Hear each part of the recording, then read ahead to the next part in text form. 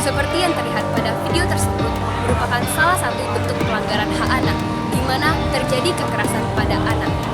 Hal ini dapat dipicu karena kurangnya sosialisasi mengenai 31 hak anak yang terdapat pada Undang-Undang Nomor 35 Tahun 2014. Oleh karena itu, saya, Karin Rafika, sebagai pelajar, mencoba untuk mensosialisasikan mengenai 31 hak anak pada teman-teman saya.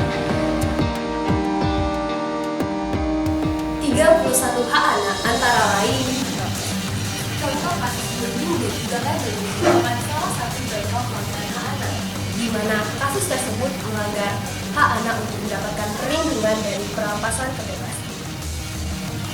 Undang-Undang Kekerasan pada Anak, Undang-Undang Nomor 35 Tahun 2014 menyebutkan bentuk contoh pelanggaran terhadap anak adalah kasus bullying dan labelling, di mana kasus bullying dan labelling ini sering terjadi di sekitar kita.